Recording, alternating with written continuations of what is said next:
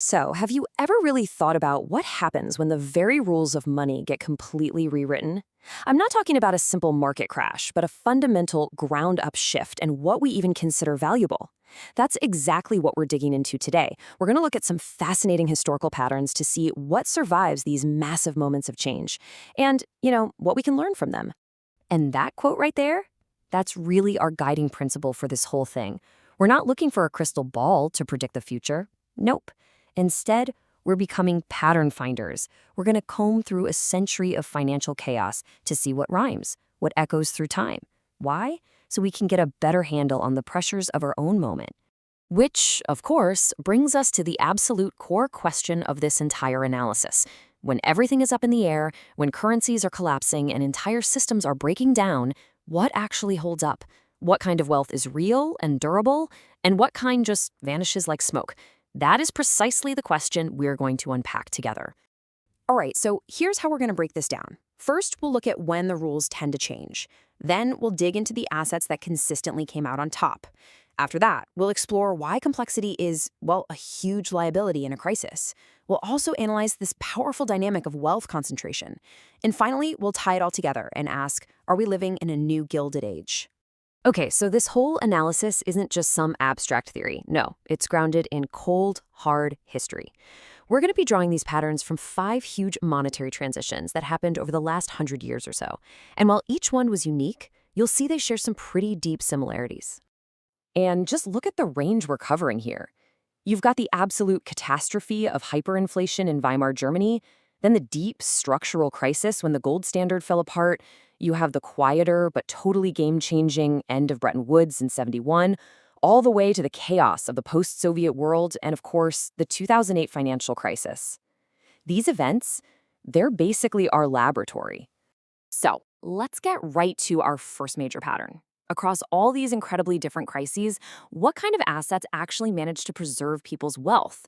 The answer, it turns out, reveals this really powerful underlying truth about what real value actually means.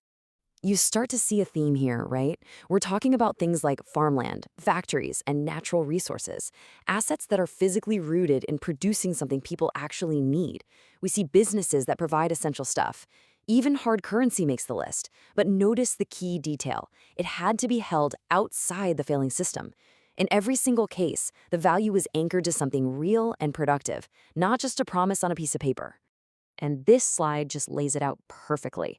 On one side, you have assets that get their value from real-world output: food, shelter, energy. On the other side, you have assets whose value is nothing more than a function of the monetary system, basically a promise. And when that system starts to buckle, the promises break. But the real stuff, that tends to stick around. But here's a super important catch. It wasn't enough to just know what the right assets were. The historical record is crystal clear. When you made your move was everything. The people who waited too long often got crushed. They held on to the devaluing asset for way too long and then tried to buy the durable asset after its price had already skyrocketed. Okay, so if simple, real assets were the winners, what were the losers? Well, that brings us to our next pattern, the consistent failure of complexity. It turns out that in times of crisis, things that are opaque, confusing, and hard to understand become incredibly fragile. I mean, think about it. All these complicated financial products, they rely on long chains of trust, right? Trust in the bank, trust in the government, trust that the market will always be there. But when that fundamental trust starts to crack, complexity flips from being a sophisticated feature to a terrifying liability. Because nobody wants to own something they can't understand. And yeah, the list of assets that got wiped out, it's exactly what you'd expect. Long-term government bonds, which are really just IOUs. Savings accounts in a currency that's losing value by the minute. And basically anything that depended on markets staying liquid, which, under extreme pressure, they almost never do. All of them are just different flavors of paper promises that didn't hold up. Now, this brings us to a much bigger, more systemic pattern. Because when all those paper promises go bad, it doesn't just affect what's in your portfolio. It fundamentally reshapes the entire economy, especially when it comes to who owns what. So, what do governments do when things get really bad? They often turn to this tool from the playbook, capital controls. The logic is pretty simple. If money is gushing out of your country and crashing your currency, you try to build a wall around it. You make it really difficult or even illegal for everyday people to move their savings to safety. But here's the harsh reality of how that plays out. Historically, these controls don't really stop the flood. They mostly just frustrate ordinary savers. The wealthy and the well-connected, they almost always find a way around them through legal loopholes or sophisticated financial maneuvers. Meanwhile, the average person's savings are trapped inside a burning building. And this chart, wow, it shows you the brutal math of what happens. These huge monetary disruptions act as a massive transfer of real, productive assets. Ordinary savers, with their wealth locked up in devaluing cash and bonds, are often forced to sell just to survive. And who's on the other side of that trade ready to buy? Concentrated holders of capital, who can scoop up factories, land, and resources for pennies on the dollar. So, what in the world does all of this history mean for us, right here, right now? Well, the source material makes a really striking comparison. It suggests the best historical parallel for our current moment isn't 2008 or Weimar Germany, but something else entirely. Take a look. On the left, you've got the Gilded Age, a time defined by world-changing technologies like railroads and electricity, which created this enormous productive boom. On the right, you've got our moment, defined by AI and digital assets, also creating a massive productive expansion.